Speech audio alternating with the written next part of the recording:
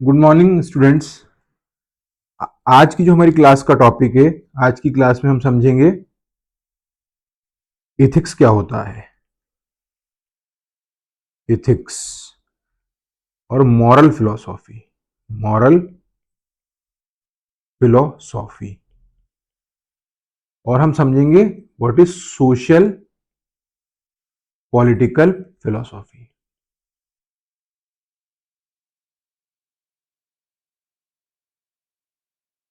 ये हमारे फिलोसॉफी का थर्ड लेक्चर है और यहाँ पर हम थर्ड ब्रांच की बात करेंगे, फिलोसॉफी की तीसरी ब्रांच। फर्स्ट लेक्चर में हम लोगों ने मेटाफिजिक्स के बारे में बात करी थी, मीनिंग के बारे में बात करी थी।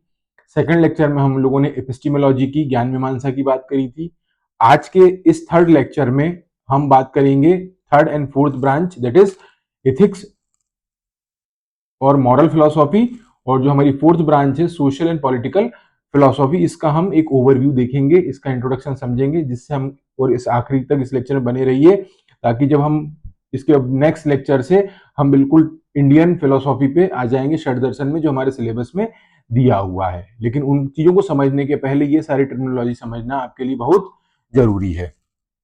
तो हम स्टार्ट करते हैं एथिक्स से, मोरल फिलोसॉफी से। सो बेसिकली हम क्या बोल सकते हैं, ये दर्शन शास्त्र की वह ब्रांच है, it is that branch of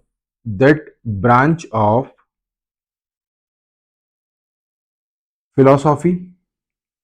philosophy ये हमारे दर्शन शास्त्र की वह शाखा है जो कि क्या इवेल्युएट करती है, इवेल्युएट्स क्या क्या, आप कलर चेंज कर लीजिए, ठीक है। ह्यूमन कंडक्ट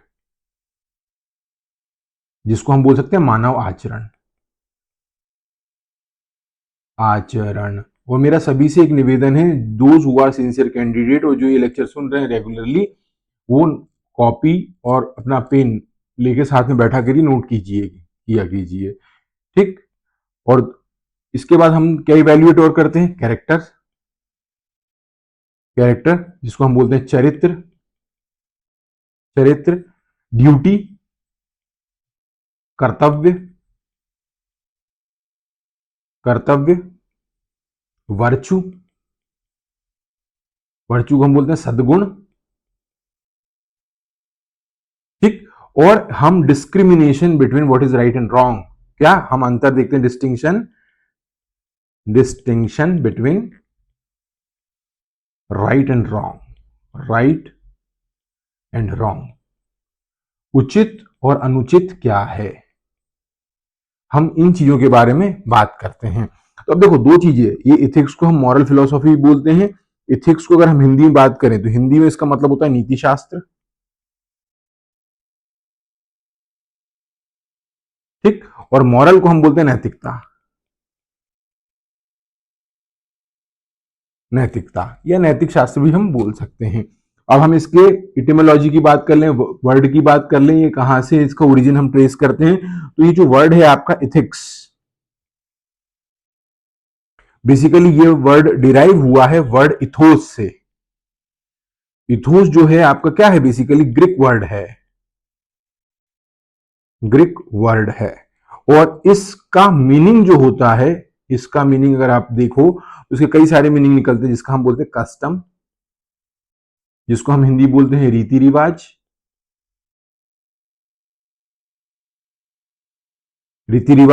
ठीक। कैरेक्टर जिसको हम बोला था चरित्र, हैबिट्स, और हम बोल सकते हैं यूसेज, आदत, प्रचलन प्रचलन।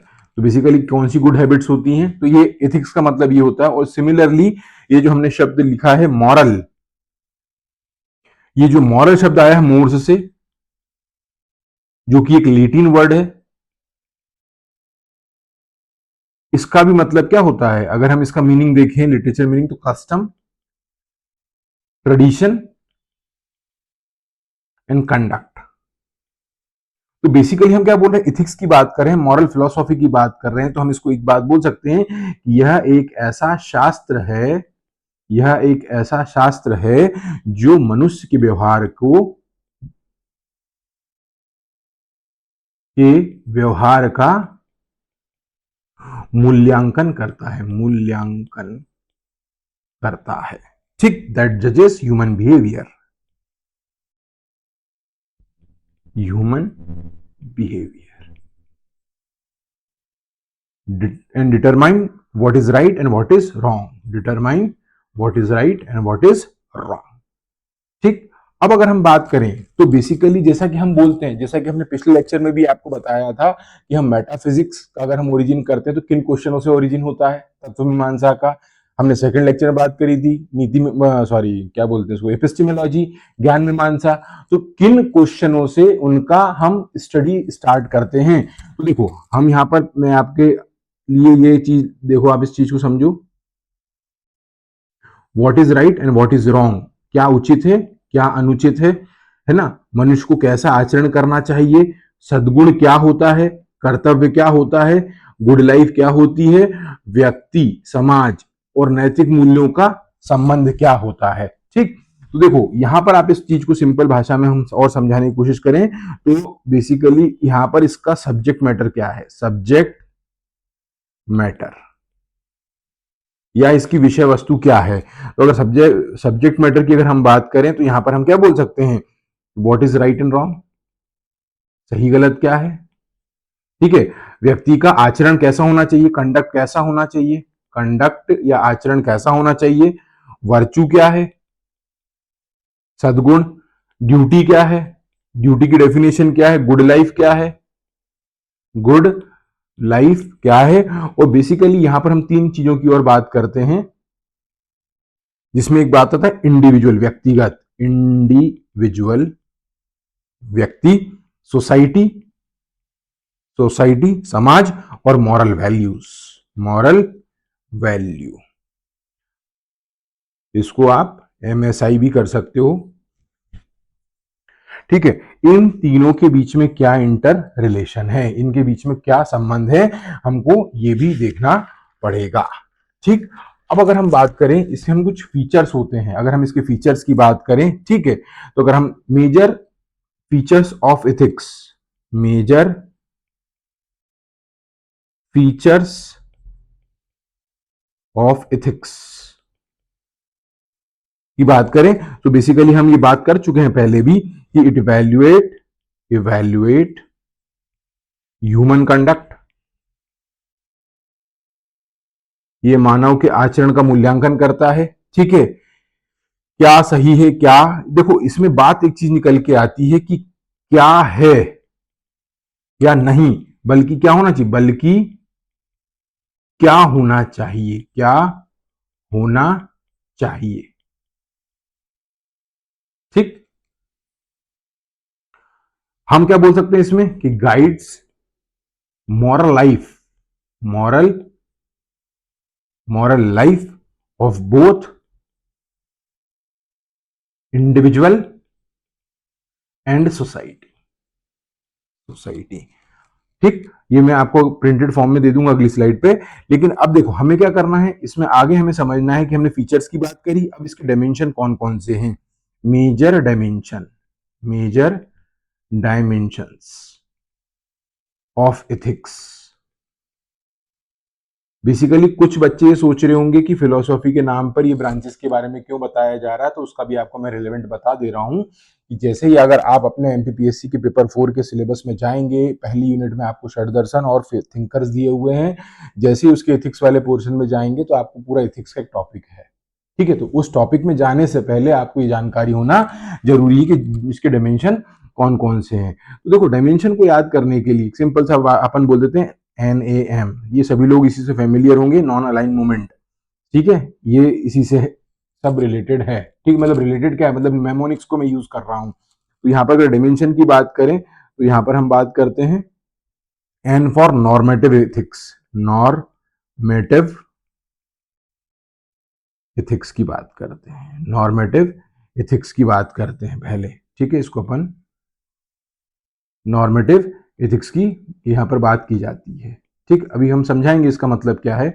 नॉर्मेटिव एथिक्स के बाद हमारा दूसरा क्या है, एक इसको हम M को पहले ले लेते हैं, Meta ethics, Meta ethics. Meta ethics क्या चीज है। ठीक, और मेटा एथिक्स के बाद हम एक और ए से नाम ले लेते हैं, जिसको हम बोल देते हैं अप्लाइड एथिक्स। अप्लाइड एथिक्स, ठीक, अनुप्रयुक्त, अनुप्रयुक्त, ठीक, इसको बोलेंगे अधि नीति शास्त्र, और इसको हम बोलेंगे मानक नीति शास्त्र, मानक नीति शास्त्र।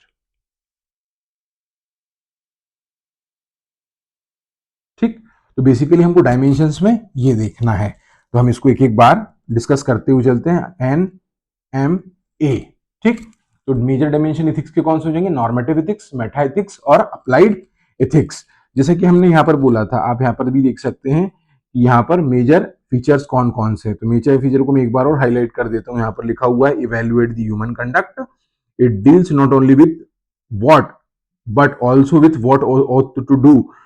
ठीक, केवल क्या है नहीं बल्कि क्या होना चाहिए इस पर विचार करता है। नॉर्मेटिव डिसिप्लिन है ये, कर्तव्य, ड्यूटी, सद्गुण, वर्चू, नैतिकता, मॉरल, न्याय, जस्टिस, उत्तरदायित्व, आत्मनियंत्रण, सेल्फ कंट्रोल जैसे वैल्यूज का स्टडी किया जाता है। ठीक, it guide the moral life for both individual and society. तो आप चाहो तो इसको नोट कर सकते हो। ठीक, अब अगर हम बात करते हैं, जैसे कि हम डायमेंशंस की बात कर रहे थे, तो हम सबसे पहले बात कर लेते हैं नॉर्मेटिव एथिक्स की। किसकी बात कर रहे हैं हम,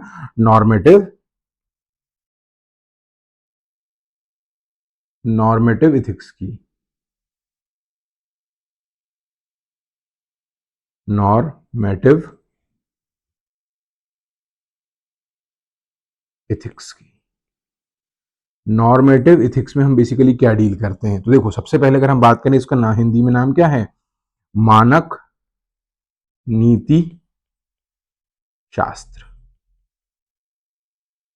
ठीक, ठीक, मतलब बेसिकली नाम से क्लियर है ये। ठीक है, यह बताता है कि मनुष्य को क्या करना चाहिए, मनुष्य को क्या करना चाहिए। ठीक, तो basically it lay down standards of right and wrong, duty, virtue,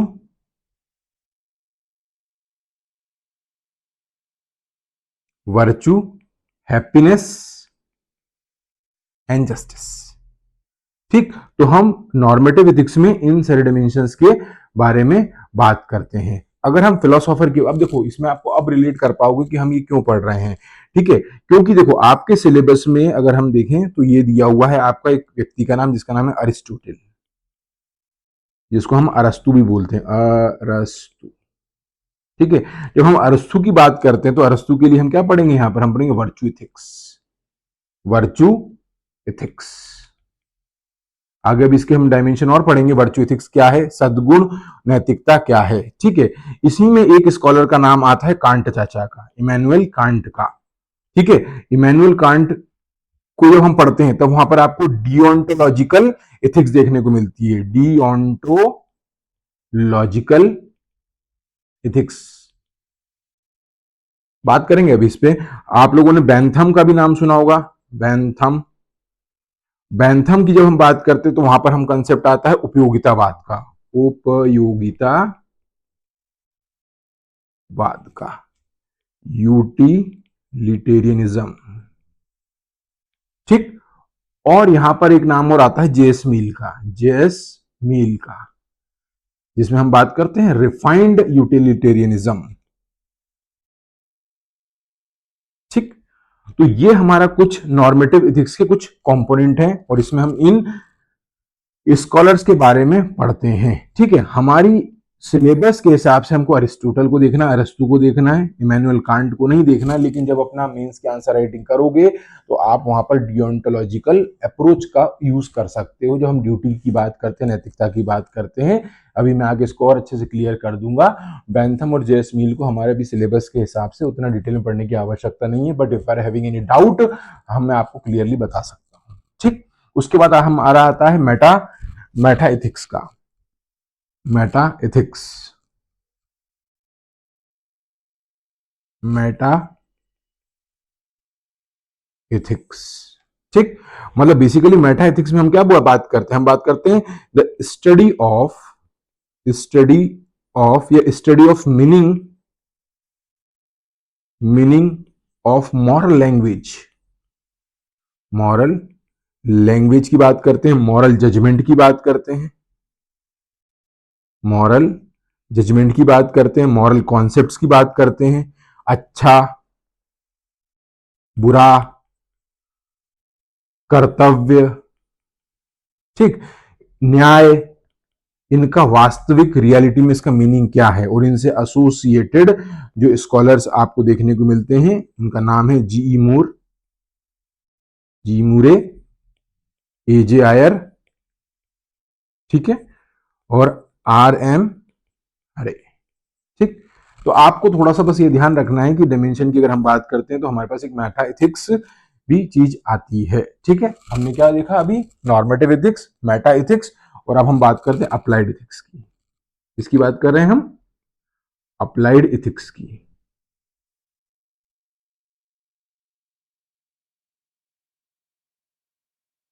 applied ethics की, अप्लाइड इथिक्स बेसिकली ये क्या बात करते हैं यहां पर हम, it deals with moral problems in practical life,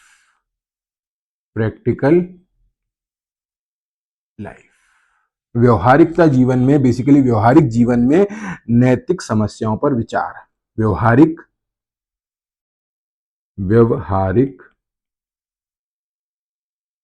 जीवन में नैतिक समस्याओं पर विचार। ठीक, तो बेसिकली यहां पर बहुत, ये बेसिकली डायरेक्टली इनडायरेक्टली सभी सभी लोग जानते हो इस चीज को।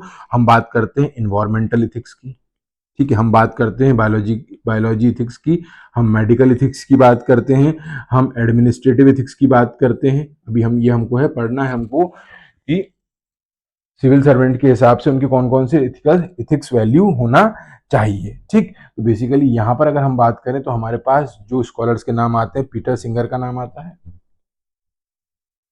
पीटर सिंगर, एल्डो लियोपार्ड का नाम आता है, जॉन रॉल्स का नाम आता है, जॉन रॉल्स का नाम आता है। ये स्पेशली अगर जॉन रॉल्स की बात करें तो ये जस्टिस और पब्लिक मोरालिटी की बात करते हैं। ठीक, अब अगर हम बात करें, हमने क्या देखा अभी, हमने देखा कि इसके डायमेंशन कौन कौन से हैं। ठीक, कि मेजर डायमेंशन है इथिक्स। अब हम इथिक्स की मेजर थ्योरीज कौन कौन सी हैं वो हमें देखना है। तो major theories of ethics, major theories of ethics. ठीक, मतलब नीति शास्त्र के प्रमुख सिद्धांत कौन कौन से हैं। तो उसमें सबसे पहला नाम अगर हम बात करें, हम बात करते हैं वर्चू एथिक्स की बात करते हैं, वर्चू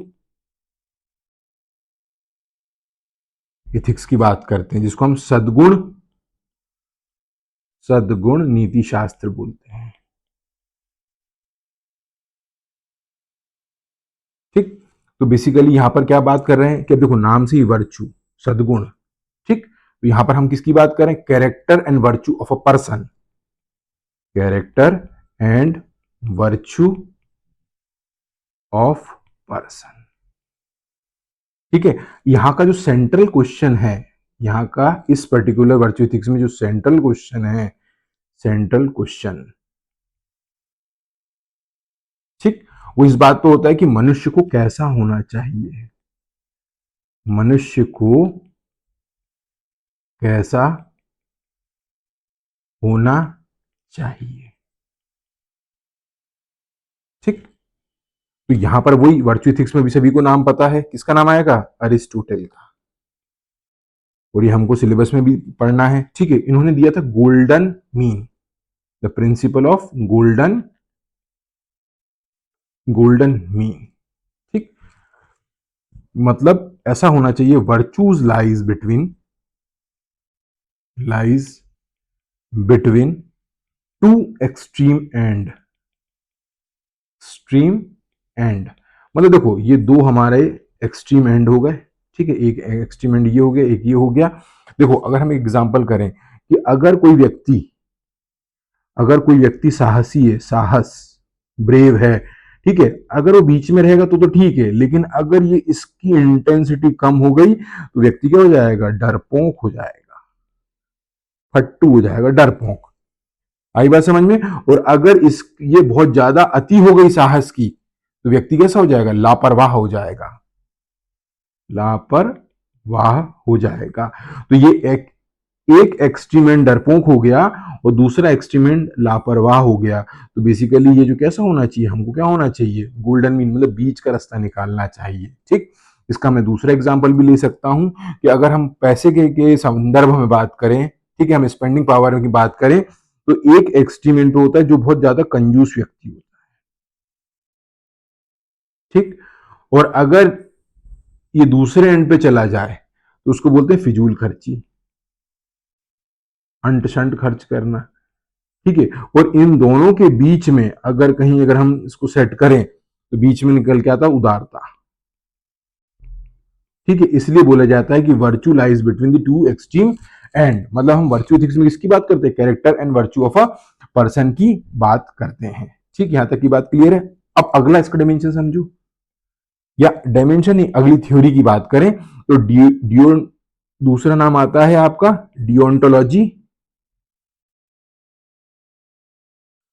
डियोंटोलॉजिकल एथिक्स,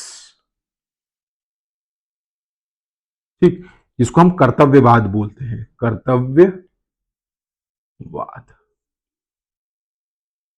ठीक। सो बेसिकली इसमें एक इंपॉर्टेंट चीज ये निकल के आती है कि जो मोरालिटी है, जो नैतिकता है, वो किस पे है? वो परिणाम पर डिपेंड नहीं करती है, बट काय पर? कर्तव्य और नैतिक नियमों पर आधारित होती है। सिंपल सी बात अगर हम बात करें तो आप चाहो तो लिख लो नोट करने के लिए, क्योंकि इसको आप कहीं भी यूज कर सकते हैं। मोरालिटी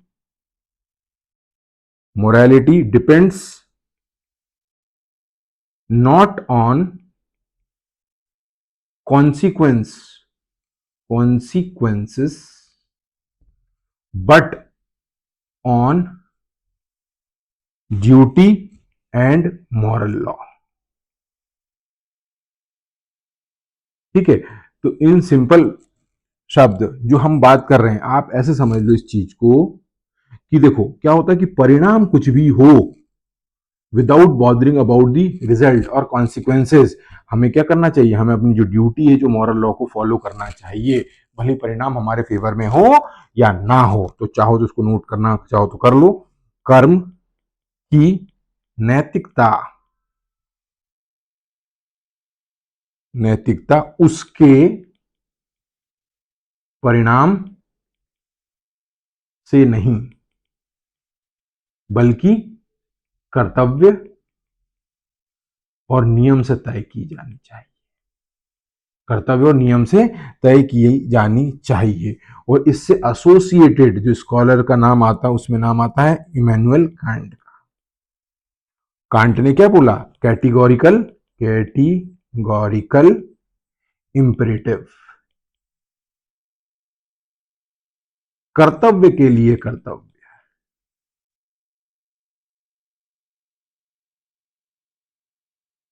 ठीक है। तो आप इन चीजों को कहीं भी यूज कर सकते हैं, ठीक। जो इसका तीसरा प्रिंसिपल आता है या तीसरी थ्योरी आती है, उसको हम बोलते हैं उपयोगितावाद, उपयोगितावाद,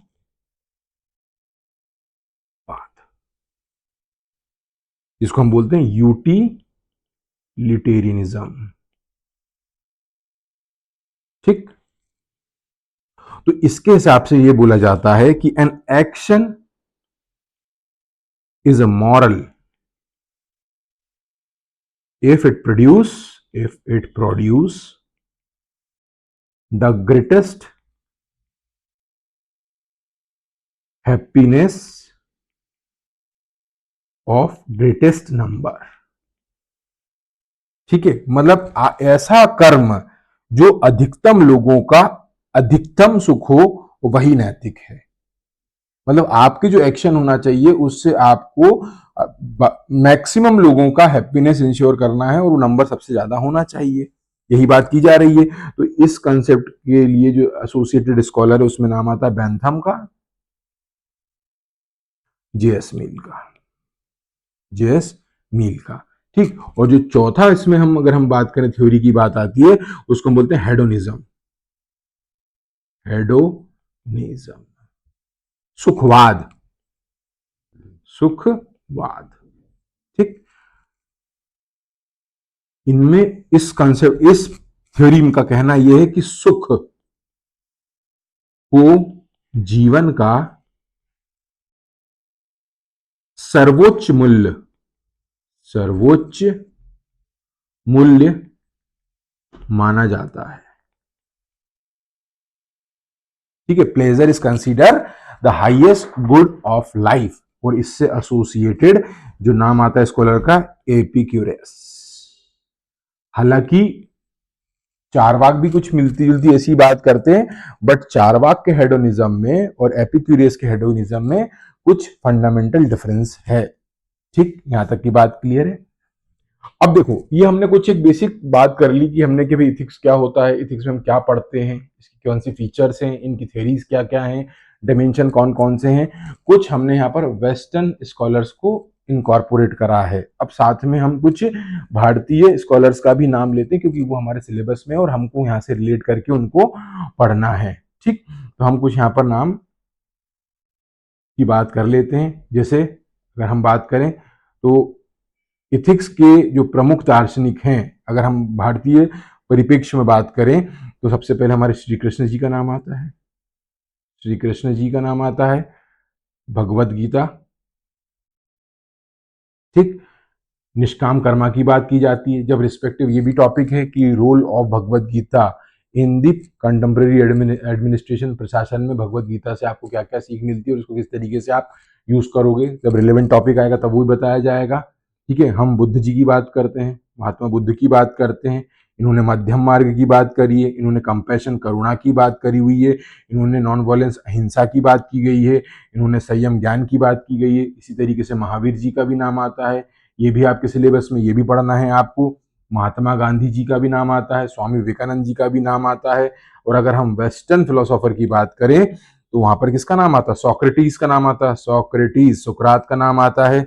knowledge is virtue, knowledge is virtue. ठीक है, प्लेटो का नाम आता है, किसका, प्लेटो। ठीक है, प्लेटो ने क्या बोला, जस्टिस की बात की गई है, आइडियल मॉरल ऑर्डर की बात की गई है। और अरिस्टोटल, जिसमें हमने क्या वर्चू एथिक्स की बात की गई है। तो हमारा सोक्रेटिस, प्लेटो और अरिस्टोटल, SPA, ये हमारे सिलेबस में एक्सप्लिसिटली मेंशन है। हमको इनको पूरा डिटेल में पढ़ना है।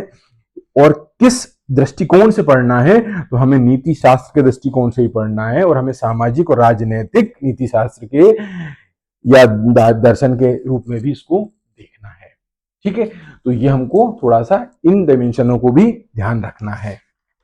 ठीक, अब अगर हम अगली बात करें तो बेसिकली हम बात करते हैं सोशल पॉलिटिकल फिलोसॉफी की। ये वाला टॉपिक यहाँ पर कंप्लीट होता है कि हमारी जो थर्ड ब्रांच थी जिसको हम इथिक्स बोलते हैं, मॉरल फिलोसॉफी बोलते हैं, उस पर हम किन किन चीजों पे हमें बात करना थी। ठीक है, अब हमारा जो अगला टॉपिक है, अगले टॉपिक पे अगर हम बात करें, जो फोर्थ ब्रांच की बात करते हैं, इसमें हम बात करते हैं सोशल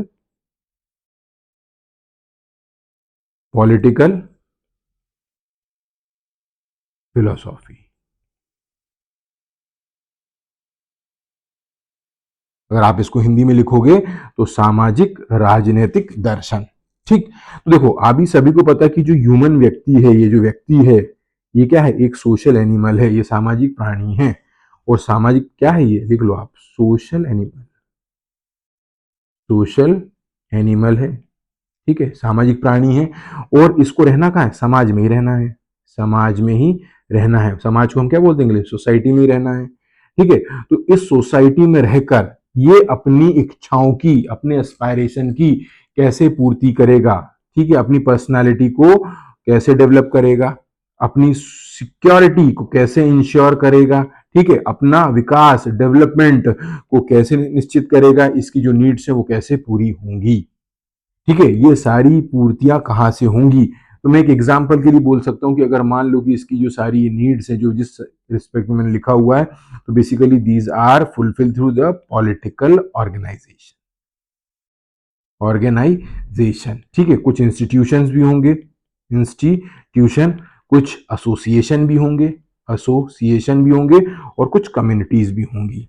तो बेसिकली हमने ऑर्गेनाइजेशन की बात करी, राजनीतिक ऑर्गेनाइजेशन, इंस्टीट्यूशन की अगर हम बात करें, संस्था की बात करें, संघ की बात करें, समुदाय की बात करें, संगठन की बात करें, so basically all these are the key terminology जिसमें हम सोशियोलॉजी में पढ़ते हैं। जब सोशियोलॉजी की अगर हम बात करेंगे तो अभी हम तब ये सारी चीजों को बात करेंगे कि कौन कौन से इंस्टीट्यूशन है, कौन कौन सी ऑर्गेनाइजेशन है। तो बेसिकली जो जो एक इंसान है, जो एक सामाजिक प्राणी है, तो वो अपनी बेसिक रिक्वायरमेंट है, जो वो उसकी जो बेसिक वो सोशल रिक्वायरमेंट भी हो सकती है, पॉलिटिकल रिक्वायरमेंट्स भी हो सकती है, इकोनॉमिक रिक्वायरमेंट्स भी हो सकती है, and how he is fulfilling those requirements with the different institution, with different organisation, ये बात करना है। तो अगर हम इसी परिप्रेक्ष्य में बात करें कि पॉलिटिकल ऑर्गेनाइजेशन के संदर्भ में बात करें, तो यहाँ पर वो पीस कैसे इंश्योर करेगा, शांति कैसे करेगा, उसको जस्टिस कैसे मिलेगा। जब अभी पॉलिटी के भी बहुत जल्दी आप लोगों की पॉलिटी की फ्री क्लासेस स्टार्ट होने वाली है एज पर द सिलेबस, ठीक है, तो वो पूरे अपन 5 यूनिट एक साथ पढ़ेंगे। तो हम बात करेंगे जस्टिस कौन कौन से टाइप के जस्टिस होते हैं, political justice, economic justice, social justice, ठीक है, राइट्स की बात करेंगे, अधिकार की बात करेंगे, व्यवस्थित ऑर्डरली लाइफ के बारे में बात करेंगे। तो बेसिकली क्या होता है कि social political philosophy lay down क्या ले डाउन करता है, फ्रेमवर्क ऑफ किस चीज का, आइडियल सोसाइटी का, हमारे आदर्श समाज कैसा होना चाहिए, हमारा आइडियल राज्य कैसा होना चाहिए, आइडियल स्टेट कैसा होना चाहिए, जिसमें इंडिविजुअल का फुल्ली डेवलपमेंट, पूरा सर्वांगीण विकास हो सके। आई बात समझ में। अब अगर हम बात करें, ठीक, तो बेसिकली इसमें भी अगर आप चाहो तो मैंने आपकी हेल्प के लिए ये कुछ पॉइंटर डाले हुए हैं कि human being a social animal, human being can fulfil the personality, security, development needs and so on through the political organisation, secure the peace and so on. ये वही चीजें मैंने आपको दिख दी, आप आराम से इत्मीनान से वीडियो को पॉज करके देख सकते हैं। ठीक, अगर हम बात करें यहाँ पर, तो जो हमारी सोशल पॉलिटिकल फिलोसॉफी है, बेसिकली ये दर्शन की, फिलोसॉफी की वो ब्रांच है जिसके अंदर हम क्या अध्ययन करते हैं, जिसके अंदर हम स्टडी करते हैं किसके बारे में, सोसाइटी के बारे में, समाज के बारे में, ठीक, स्टेट के बारे में, राज्य के बारे में, पावर के बारे में, शक्ति, ठीक है, जस्टिस के बारे में, ठीक है, राइट्स के बारे में, अधिकारों के बारे में, लिबर्टी के बारे में, इक्वालिटी के बारे में, ठीक है। मतलब इन शॉर्ट हमारे आइडियल सोशियो पॉलिटिकल ऑर्डर कैसा होना चाहिए, सोशियो पॉलिटिकल ऑर्डर हमारा सामाजिक राजनीतिक व्यवस्था आदर्श रूप में कैसी होना चाहिए। तो आप चाहो तो इसकी डेफिनेशन भी देख सकते हो वहां पर कि socio political philosophy is the branch of philosophy that study society, state, power, justice, rights, liberty, equality and ideal socio political order. ठीक, यहां तक की बात क्लियर है। अब देखो दूसरी इंपॉर्टेंट बात ये आती है कि जब ये हम ये जो चीज पढ़ते हैं, ठीक, कि अगर हमको पढ़ना है कि कौन कौन से इसमें क्वेश्चंस की अगर हम बात करें कि हमको क्या क्या चीजें इसमें देखना है, अगर हम इस फिलोसॉफी की बात करें तो बेसिक कौन कौन से क्वेश्चन, क्या ओरिजिन, मतलब कौन कौन से क्वेश्चन से हम इसका स्टडी कर सकते हैं। तो भैया पहला क्वेश्चन आता है कि समाज क्या है, ठीक है। हालांकि ये पूरा डायमेंशन हम समझेंगे, अभी मैंने आपको बताया भी था कि जब मैंने सोशियोलॉजी का लेक्चर लिया था कि basically scientific study of the society, what is social fact, Emile Durkheim साहब का क्या कहना है, टेलकट पार्किंसन जी का क्या कहना है, सी डब्ल्यू मिल्स क्या बोलते हैं, ठीक है, मैक्स वेबर का क्या बोलना है, समाज को हम कहाँ से ओरिजिन ट्रेस करते हैं। तो देखो ये देखो अभी हम 3 सब्जेक्ट पे एक साथ डील कर रहे हैं, फिलोसॉफी पे, सोशियोलॉजी पे एंड साइमल्टेनियस हिस्ट्री पे। तो देखा जाए तो सबका एक जो आधार बनता है वो इतिहास ही बनता है। तो बेसिकली मेरा आपसे यही कहना है कि आपका इतिहास पे अच्छा कमांड होना चाहिए, ताकि आप इंटरडिसिप्लिनरी मतलब सब्जेक्ट को रिलेट कर सकें। तो समाज क्या है और समाज का आधार क्या है, आधार क्या है, उसकी फाउंडेशन क्या है। दूसरी बात हम क्या बोलते हैं कि राज्य की उत्पत्ति कैसे हुई। ठीक है, राज्य की उत्पत्ति उत्पत्ति कैसे हुई। ठीक है, राज्य क्या है, राज्य से पहले क्या सिचुएशन हुआ करती थी। ठीक है, मतलब जब हम स्टेट ऑफ नेचर की बात करते हैं, फिर धीरे से हम जब साइंटिफिक स्टडी चालू हुई तो मैकियावेली की बात करते हैं, जिसने पहली बार साइंटिफिक वे में स्टेट का डेफिनेशन दिया था कि भैया स्टेट इज एन एंटिटी जिसके पास क्या होना चाहिए, जिसके पास टेरिटरी होना चाहिए, भूभाग होना चाहिए, पॉपुलेशन होना चाहिए, गवर्नमेंट होना चाहिए, सॉवरेनिटी होना चाहिए। हालांकि बेसिकली ये पूरा पॉलिटी वाला एंगल चला जाता है, लेकिन उससे पहले जब स्टेट ऑफ नेचर के पहले जब स्टेट ऑफ प्रोमिस्क्यूविटी थी, ठीक है, किसी कोई भी सेक्स वगैरह का कोई नियम नहीं था, तो बेसिकली उस समय से लेके आज तक जो भी विकास हुआ वो स्टेट की उत्पत्ति कैसे हुई, नेटस क्या है, what is the difference between state and nation, ये सब हम बातें रिस्पेक्टिव सब्जेक्ट्स में करेंगे। ठीक है, रिलेशनशिप बिटवीन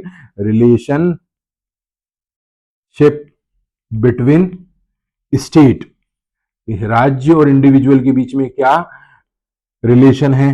ठीक है, और वास्तविकता में देखा जाए तो जस्टिस का, लिबर्टी का, इक्वालिटी का, राइट का, इनका मतलब क्या है, और आदर्श आइडियल स्टेट कैसा होना चाहिए, आइडियल स्टेट कैसा होना चाहिए। ठीक, पावर क्या चीज है, लेजिटिमेसी क्या चीज है, वैधता क्या है, कानून क्या है, ऑब्लिगेशन क्या है, पावर, लेजिटिमेसी, ठीक है, लॉ और ऑब्लिगेशन। ठीक है, इनका नेचर कैसा होना चाहिए। Basically all these questions we deal with the social and political philosophy. ठीक, यहां तक की बात करें। अब अगर हम यहां पर मैंने कुछ चीज और आपके लिए ये व्यू, आप चाहो तो इसको इत्मीनान से बैठ के पढ़ सकते हो, मैं आपके लिए एक बार रीड कर देता हूं। सोसाइटी क्या है, इसका बेसिस क्या है। ठीक है, how did state originate, relationship between individual and state. ठीक है, real meaning of justice, liberty, equality, rights. ठीक है, सत्ता, वैधता, कानून, दायित्व का स्वरूप कैसा होना चाहिए। ये सारी बातें आप चाहो तो लिख सकते हो। अगर हम फीचर्स की बात करें, यहां पर किसकी बात करना चाह रहे हैं, फीचर्स की, विशेषताओं की, features.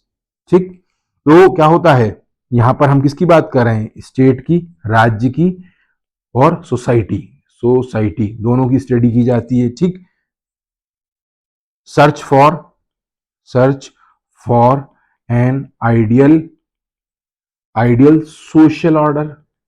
social order and relationship between individual, society and the state। यहां तक की बात क्लियर है।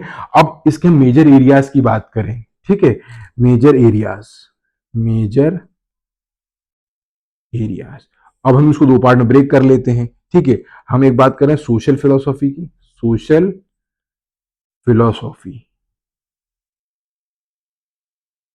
ठीक है, सामाजिक दर्शन की, और एक तरफ हम लिखते थे पॉलिटिकल फिलोसॉफी, पॉलिटिकल फिलोसॉफी। ठीक, राजनीतिक दर्शन के बारे में। ठीक, तो यहां पर हम बात कर रहे हैं किस चीज का, ये मैं ऑलरेडी आपको बस एक समरी चार्ट दे रहा हूं, नेचर, नेचर की बात कर रहे हैं। नेचर किसका, सोसाइटी का, समाज का स्वरूप कैसा होगा, स्ट्रक्चर कैसा होगा। ठीक है, इंस्टीट्यूशंस क्या होंगे, इंस्टीट्यूशन का रूल क्या होगा, और कैसे समय के परिवर्तन के साथ में इंस्टीट्यूशन के रूल बदल रहे हैं। ठीक है, फैमिली का क्या फंक्शन होगा। हालांकि ये सारी चीजें हम सोशियोलॉजी में देखेंगे, कम्युनिटी की मतलब क्या होगा। ठीक है, मोरालिटी, मोरालिटी और सोशल रिलेशन, सोशल रिलेशन, इन सब विषय वस्तुओं पर बात की जाती है। ठीक, अब यहाँ पर इंपॉर्टेंट ये बताने का रीजन क्या है, बताने का रीजन समझो। यहाँ पर स्कॉलर की बात करेंगे तो यहाँ पर भी हम अरिस्टोटल की बात करेंगे, ये आपके सिलेबस में दिया हुआ है। ठीक है, तो यहाँ पर इनका एक आप चाहो तो नोट कर लीजिए।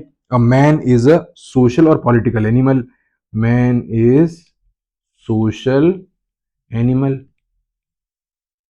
ठीक है, मतलब अब समझो, आपको आपके सिलेबस में अरस्तु भाई साहब दिए हुए हैं, आपको पढ़ना है, तो आपको उनको इथिक्स के प्रिज्म में रख के भी देखना है, उनको सोशल फिलोसफी सामाजिक रूप में भी रख के देखना है, और पॉलिटिकल फिलोसॉफी के रूप में भी देखना है। तो अब देखो अरस्तु का क्वेश्चन आ गया, तो बेसिकली जब अरस्तु पे अगर मान लो क्वेश्चन आ गया, तो आपको क्या करना है भैया, इनके एथिक्स नीति शास्त्र का क्या पर्सपेक्टिव है, इनके सोशल पर्सपेक्टिव क्या है, इनकी पॉलिटिकल फिलोसॉफी की पर्सपेक्टिव क्या है, और कौन कौन सा डायमेंशन में। तो इस तरीके से कोई 200 वर्ड्स का क्वेश्चन आता तो you can easily answer in a better way, बहुत अच्छे तरीके से आप आंसर कर सकते हैं। लेकिन उसके पहले आपको समझ में तो आना चाहिए ना कि ब्रांचेस ऑफ फिलोसॉफी क्या है। ठीक, तो अगर हम बात करें अरिस्टोटल के बाद, अगर हम बात करें अगस्त कॉम्टे जी का, हालांकि अगस्त कॉम्टे जी को हम सोशियोलॉजी में देखते हैं, जो कि फादर ऑफ वेस्टर्न फिलोसॉफी, और जिन्होंने जो सोशियोलॉजी टर्म को कॉइन किया था, आई बात समझ में। ठीक है, तो उन्होंने क्या बोला था, सोसाइटी जो समाज है, as an object, as an object, उन्होंने एक ऑब्जेक्ट की तरह बात करी थी of scientific study, scientific study. ठीक है, इमाइल दुर्खिम की बात करते हैं, ठीक है, जो सोशल फैक्ट की बात करते हैं, सोशल फैक्ट की बात करते हैं, सोशल सॉलिडेरिटी की बात करते हैं, सोशल सॉलिडेरिटी की बात करते हैं। और हमारे इसमें एक नाम आता है कार्ल मार्क्स का, जो कि क्लास की बात करते हैं, एक्सप्लॉइटेशन की बात करते हैं, क्लास कॉन्फ्लिक्ट की बात करते हैं। अब यहाँ पर अगर हम बाकी के नाम देखें, जो भी मैंने आपको नाम बताए, कौन कौन से, जितने भी मैंने आपको नाम बताए, ये अरिस्टोटल को अभी यहाँ पे छोड़ दिया जाए, तो उसके बाद जितने भी मैंने आपको यहाँ पर नाम बताए, अगस्त कॉम्टे जी का, अगस्त कॉम्टे जी का, इमाइल दुर्खिम का, ठीक है, और कार्ल मार्क्स का, ये सब हमको सोशियोलॉजी में समझना है।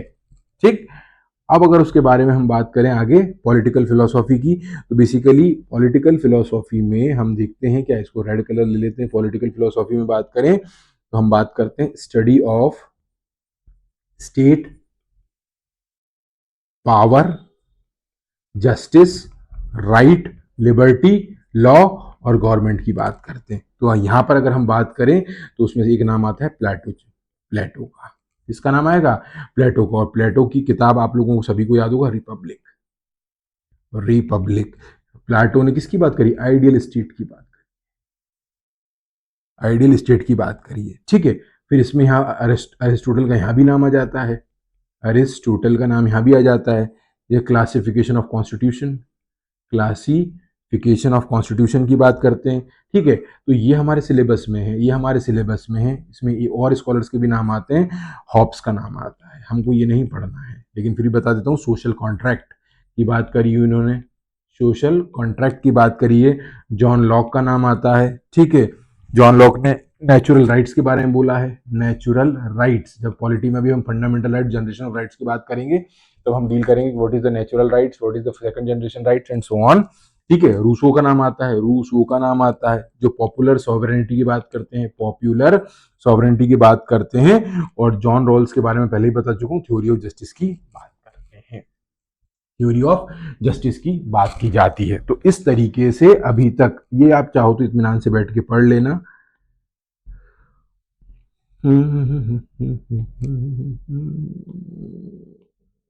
ये चीज,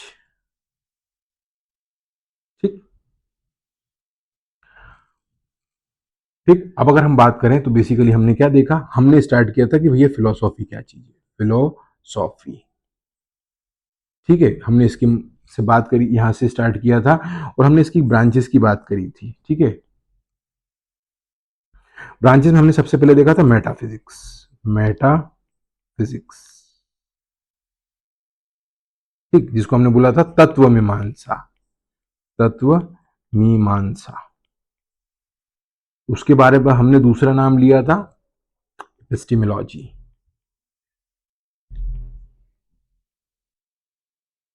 जिसको बोला जाता है ज्ञान मीमांसा।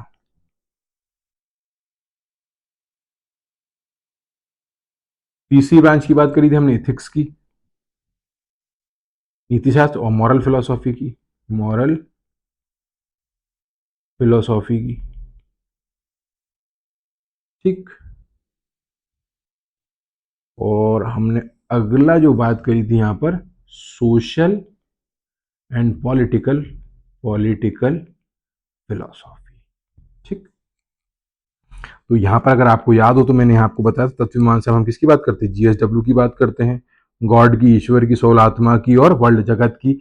एपिस्टेमोलॉजी में हम बात किस चीज की करते हैं कि भैया ये हमें ज्ञान, थ्योरी ऑफ नॉलेज की बात करते हैं। थ्योरी ऑफ नॉलेज, ज्ञान को कैसे प्राप्त किया जाए, उसका नेचर क्या है, उसकी लिमिटेशन क्या है, क्या हम परम तत्व को जान सकते हैं। ठीक है, ये हमने आज ही क्लास में डिस्कस किया ये दो टॉपिक। तो बेसिकली हमने यहाँ पर फाउंडेशन वाला पार्ट कंप्लीट कर लिया है फिलोसॉफी ब्रांच का। तो यहाँ पर अपना ये लेक्चर कंप्लीट होता है। नेक्स्ट लेक्चर से हम टिपिकली इंडियन फिलोसॉफी की बात करेंगे कि इंडियन फिलोसॉफी क्या चीज़ है, उसका किस तरीके से इवोल्यूशन हुआ है, ठीक, उसकी फाउंडेशंस क्या क्या हैं, इंडियन फिलोसॉफी को किस तरीके से क्लासिफिकेशन किया गया है, ठीक है, और स्पेशली षड दर्शन जिसका सभी लोगों को काफी समय से इंतजार था। सांख्य दर्शन क्या है, योग दर्शन क्या है, मीमांसा दर्शन क्या है, ठीक। तो आज की क्लास के लिए इतना ही काफी। Thank you very much.